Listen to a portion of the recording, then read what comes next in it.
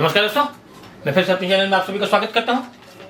और दोस्तों सबसे पहले ना मेरे जो पीडीएफ में 2-3 एरर आए थे, काफी बच्चों ने कमेंट्स किया भैया वो टाइपिंग का मिस्टेक था, मेरा डाटा सही था और जल्दी में क्या हुआ, गड़बड़ी हुआ है। ठीक है, तो एक बार जहां जहां पे डाउट है ना मैं फिर से क्लियर कर रहा हूँ।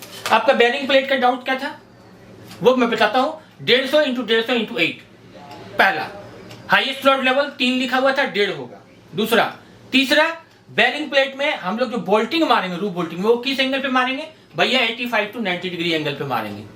तीसरा, चौथा क्या था कि CE 2010 के तहत में सेकंड और थर्ड डिग्री में किसी भी जो इलेक्ट्रिकल इक्विपमेंट है वो कैसे यूज किया जाएगा भैया, फ्लेम प्रूफ यूज किया जाएगा। चौथा क्वेश्चन क्या था कि स्टोइंग में बॉक्सिंग में पाइपलाइन का मुंह किस तरह होता है और कितने ऊपर रखा जाता है, तो भैया ये डीप साइड में होगा और 5 से 7 मीटर ऊपर रखा जाएगा। ठीक है, और एक क्वेश्चन क्या था कि आरएमआर जो हम लोग स्टार्टर कंट्रोल में लेते हैं, आरएमआर का कौन सा साइंटिफिक थ्योरी पे हम लोग लेते हैं, किस किस चीज का हम लोग उसमें नजर रखते हैं। क्या क्या है, 5 चीज है, layer thickness, structural future, rock weathering ability, चौथा स्ट्रेंथ ऑफ रॉक और पांचवा है ग्राउंड वाटर सीपेज। ठीक है, चलिए इसको करते हैं बंद। अगला क्वेश्चन हम लोग आते हैं सीधा पॉइंट पे। देखिए दोस्तों, इससे पहले जो मैं एक वीडियो दिया था ना, वो वीडियो और आज का वीडियो, आप किसी भी एग्जाम में बैठिए, रेगुलेशन में एक चैप्टर आता है दोस्त, उसका नाम है फायर डस्ट। ठीक है, तो ये जो फायर और डस्ट है उसके साथ एक दो चीज और है। वो जो चैप्टर है ना, रेगुलेशन 133 से लेके 152 तक का रेगुलेशन, ये बड़ी इंपॉर्टेंट रेगुलेशन है दोस्तों। और हमको लगता है कि माइनिंग का हर एक कॉम्पिटिटिव एग्जाम में क्वेश्चन इससे रहता ही रहता है। तो इसी संदर्भ में 132 से आगे मैं बताया था 36 तक, आज हम लोग शुरू करते हैं 138 से। ये बड़ी इंपॉर्टेंट रेगुलेशन है दोस्तों, और इससे क्वेश्चन निकल के आता ही आता है, क्योंकि इसमें स्पॉन्टेनियस हीटिंग है, आपका डिप्लेरिंग का क्वेश्चन रहता है, इसमें फायर एक्सटिंग्विशर का क्वेश्चन रहता है, इसमें डस्ट का क्वेश्चन रहता है, तो ये काफी मिक्सचर है। ठीक है, तो हम लोग वक्त नहीं गंवाते हैं, और ध्यान में रखिए कि आज का जो वीडियो है ये मैराथन वीडियो बनने जा रहा है, ये कम से कम 35 से 40 मिनट का वीडियो रहेगा। ठीक है, चलिए स्टार्ट करते हैं। हम लोग लेते हैं आज का पहला क्वेश्चन। क्या बोलता है इसमें कि स्पॉन्टेनियस हीटिंग की अवस्था में किसके इंस्पेक्शन के बाद माइंस को सुरक्षित घोषित किया जाएगा। आज का पहला क्वेश्चन क्या है कि स्पॉन्टेनियस हीटिंग के अवस्था में किसके इंस्पेक्शन के बाद माइंस को सुरक्षित घोषित किया जाएगा। किसके इंस्पेक्शन के बाद भैया, मैनेजर और असिस्टेंट मैनेजर के इंस्पेक्शन के बाद माइंस को क्या किया जाएगा, सुरक्षित घोषित किया जाएगा। कहां से, 138 138 से ये बात। ठीक है, अगला क्वेश्चन क्या बोलता है कि स्पॉन्टेनियस हीटिंग की अवस्था में आग बुझाने और सील करने के लिए जरूरी लोगों के अलावा अन्य मैन पावर लगाने का परमिशन हम किससे लेंगे।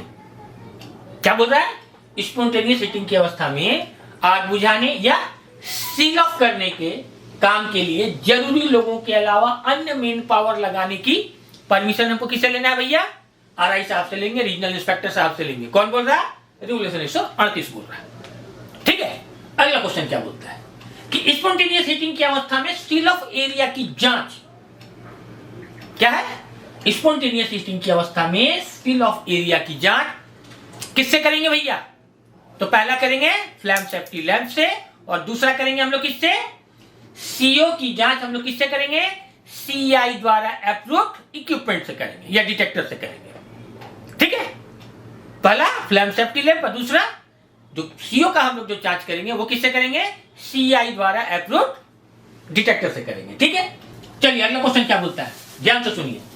क्या बोल रहा है कि फायर और स्पॉन्टेनियस हीटिंग से निपटने का कार्य किसकी निगरानी में की जाएगी। क्या बोल रहा है क्वेश्चन कि फायर और स्पॉन्टेनियस हीटिंग से निपटने का कार्य किसकी निगरानी में होगा भैया, चीफ कॉम्पिटेंट पर्सन की निगरानी में होगा। कहां से, रेगुलेशन 138 से।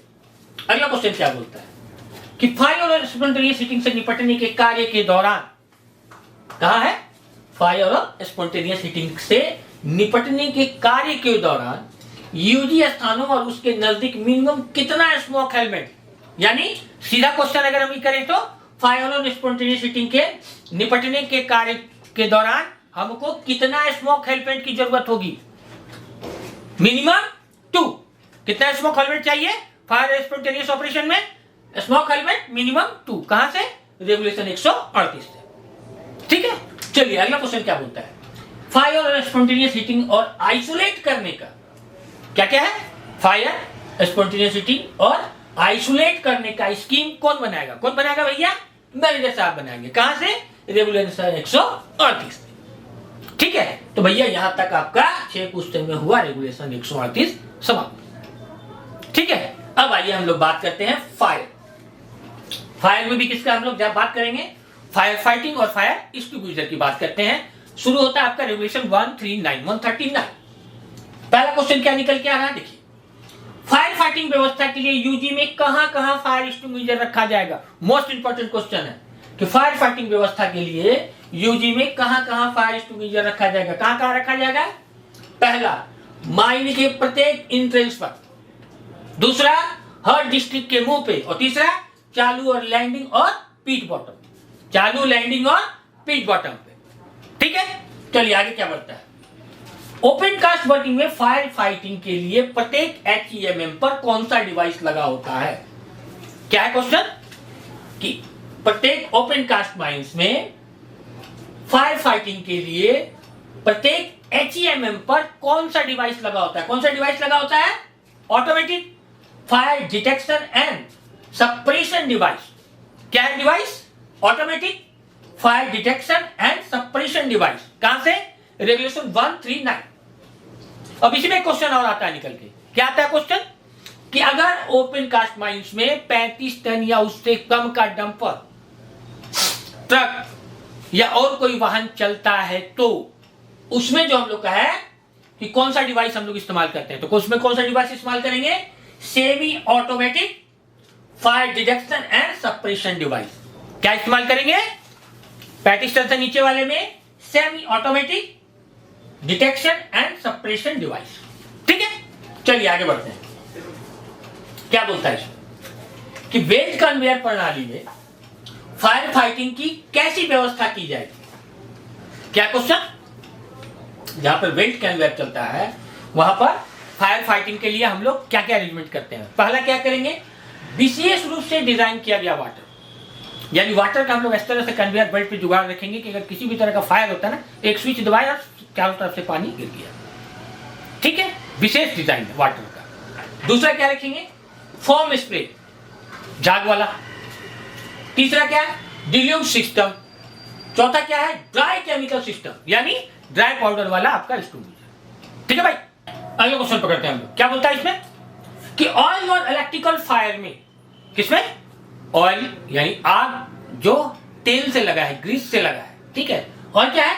इलेक्ट्रिकल फायर यानी जो बिजली से फायर लगा है। इसको बुझाने में हम लोग किस तरह का फायर एक्सटिंग्विशर इस्तेमाल करेंगे? तो कैसे करेंगे भैया?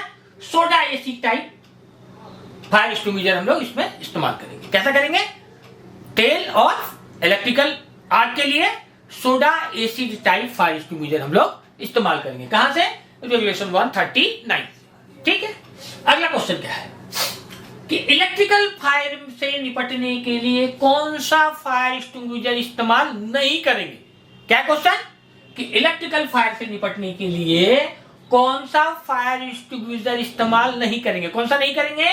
तो भैया फोम टाइप फायर एक्सटिंग्विशर इस्तेमाल नहीं करेंगे।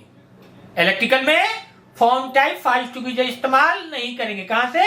रेगुलेशन 139 से। ठीक है, आगे क्या बोलता है सुनिए। कि यूजी में किस प्रकार का फायर एक्सटिंग्विशर यूज नहीं करेंगे? क्या बोल रहा है? कि यूजी में किस प्रकार का फायर एक्सटिंग्विशर इस्तेमाल नहीं करेंगे? तो भैया वो फायर एक्सटिंग्विशर इस्तेमाल नहीं करेंगे जिससे पॉइजनस और नॉक्सियस गैस निकलता हो, जिसके यूज से पॉइजनस और नॉक्सियस गैस निकलता हो। ठीक है, चलिए अगला क्वेश्चन क्या बोलता है? फायर फाइटिंग एक्सटिंग्विशर किसके द्वारा अप्रूव्ड टाइप, डिजाइन और स्टैंडर्ड का होगा? क्या है? फायर एक्सटिंग्विशर किसके द्वारा अप्रूव्ड टाइप, स्टैंडर्ड और डिजाइन का? क्या क्या है? टाइप, स्टैंडर्ड और डिजाइन का किसके द्वारा होगा? सीआई द्वारा। कहां से? 139 से। ठीक है, चलिए अगला क्वेश्चन क्या बोलता है? कि फायर एक्सटिंग्विशर का जो हम लोग जांच है वो कितने दिनों में कौन करेगा? फायर एक्सटिंग्विशर का जो जांच है वो कितने दिनों में कौन करेगा? तो भैया वो करेगा कॉम्पिटेंट पर्सन, और कितने दिनों में? मंथ में एक बार। कितना? मंथ में एक बार। कहां से? 139। ठीक है, चलिए आगे बढ़ते हैं। फायर स्टेशन स्थापित करना और उचित फायर फाइटिंग व्यवस्था बनाने का काम किसका है भैया? क्या है? फायर स्टेशन स्थापित करना और उचित फायर फाइटिंग व्यवस्था बनाने का काम किसका है? तो भैया ऑनर, एजेंट और मैनेजर का है। कहां से? रेगुलेशन 140। फायर स्टेशन और उचित फायर फाइटिंग व्यवस्था बनाने का जिम्मेवारी किसका है?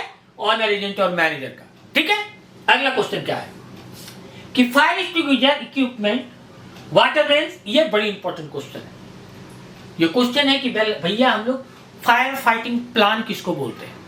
मोस्ट इंपॉर्टेंट क्वेश्चन है। सुनिए, फायर फाइटिंग प्लान में क्या क्या होता है। फायर एक्सटिंग्विशर इक्विपमेंट में water mains, fire station, pumping station, ventilation system, skip route. क्या क्या है? Water mains, fire station, pumping station, ventilation system, skip route के साथ आग बुझाने के लिए उपयोगी जानकारी जिस प्लान में रहेगा वो प्लान क्या कहलाएगा? फायर फाइटिंग प्लान कहलाएगा। क्या कहलाएगा? फायर फाइटिंग प्लान कहलाएगा। कहां से? रेगुलेशन 140। ठीक है, आगे आगे क्या बोलता है इसमें कि माइन मैनेजर किसके अप्रूवल से आग की चेतावनी देने पर, क्या है? माइन मैनेजर किसके अप्रूवल से आग की चेतावनी देने पर माइन से वर्कर को बाहर निकालने तथा फायर फाइटिंग के कार्य विधि वाले प्रोसीजर एंड स्टैंडिंग ऑर्डर बनाएगा। किसके आधार से? Regional inspector. स्टैंडिंग ऑर्डर क्या है? माइन से बाहर निकलने और फायर फाइटिंग कार्य की कार्य विधि का स्टैंडिंग ऑर्डर कौन बनाएगा? रीजनल साहब। किसके आदेश से बनाएगा भैया? तो रीजनल इंस्पेक्टर के अप्रूवल से बनाएगा। ठीक है, अगला क्वेश्चन क्या है? यूजी माइंस में सीओ गैस का पता लगाने के लिए किसके द्वारा अप्रूव्ड टाइप इक्विपमेंट इस्तेमाल किए जाएंगे? क्या है? यूजी में सीओ गैस डिटेक्ट, गैस का पता लगाने के लिए किसके अप्रूवल टाइप इक्विपमेंट इस्तेमाल किए जाएंगे? किसके द्वारा? सीआई द्वारा अप्रूवल टाइप डिटेक्टर हम लोग इस्तेमाल करेंगे। कहां से? रेगुलेशन 141। ठीक है भाई, चलिए अगला क्वेश्चन पकड़ते हैं। कहां से? रेगुलेशन 142 से, 142 से। 4 क्वेश्चन इसमें। पहला क्या है? पहला क्वेश्चन है कि स्टॉपिंग के अंदर के एटमॉस्फेरिक कंडीशन को जांचने के लिए स्टॉपिंग की जांच कितने दिनों में की जाएगी? क्या बोल रहा है? स्टॉपिंग के अंदर का एटमॉस्फेयर जानने के लिए स्टॉपिंग की जांच कितने दिनों में की जाएगी? भैया 30 दिनों में एक बार की जाएगी। कहां से? रेगुलेशन 142। स्टॉपिंग के अंदर का एटमॉस्फेयर जांचने के लिए हम लोग इंस्पेक्शन कितने दिन में करेंगे? 30 दिन में एक बार। क्लियर? अगला क्वेश्चन क्या बोलता है कि यूजी में फायर और स्पॉन्टेनियस हीटिंग को अलग करने और कंट्रोल करने के लिए बनाई गई प्रत्येक स्टॉपिंग का इंस्पेक्शन कौन और कितने दिनों में करेगा? क्या क्वेश्चन कि यूजी में फायर और स्पॉन्टेनियस हीटिंग को अलग करने व कंट्रोल करने के लिए बनाई गई प्रत्येक स्टॉपिंग का इंस्पेक्शन कौन करेगा? कॉम्पिटेंट पर्सन करेगा। और कितने दिन में करेगा? मिनिमम 7 डेज में करेगा। ओके, चलिए आगे क्या बोलता है कि यूजी में फायर और स्पॉन्टेनियस हीटिंग के प्रत्येक स्टॉपिंग के जांच के बाद कॉम्पिटेंट पर्सन के सिग्नेचर को चेक बोर्ड पर मिनिमम कितने दिनों तक सुरक्षित रखा जाएगा? क्या बोला क्वेश्चन कि यूजी में फायर और स्पॉन्टेनियस हीटिंग के प्रत्येक स्टॉपिंग के जांच के बाद कॉम्पिटेंट पर्सन के सिग्नेचर को चेक बोर्ड पर मिनिमम कितने दिनों तक सुरक्षित रखा जाएगा? कितने दिनों तक? 3 मंथ तक। कितने दिनों तक? 3 मंथ तक। अगला क्वेश्चन क्या बोलता है कि फायर और स्पॉन्टेनियस हीटिंग के प्रत्येक स्टॉपिंग की जांच में अगर कोई खराबी मिलती है तो किसको सूचना दी जाएगी? क्या क्वेश्चन कि फायर और स्पॉन्टेनियस हीटिंग के प्रत्येक स्टॉपिंग की जांच में अगर कोई खराबी मिलती है तो किसको सूचना दी जाएगी? भैया मैनेजर साहब को सूचना दी जाएगी। कहां से? रेगुलेशन 142। तो भैया ये आज का वीडियो में यहीं तक रुकता हूं। इससे आगे वाला वीडियो और आज का वीडियो मिलाकर आपका फायर का रेगुलेशन समाप्त। मैं फिर दूसरा वीडियो लेके आऊंगा जिसमें कि एक ही वीडियो में कोशिश करूंगा आपका डस्ट में समाप्त कर दूं। ठीक है, आप लोगों से पुनः गुजारिश करूंगा मेरे साथ बनते रहिए, मेरी हिम्मत को बढ़ाते रहिए दोस्तों, और मेरे इस प्रयास पे एक आध कमेंट जरूर मारते रहिए। धन्यवाद दोस्तों।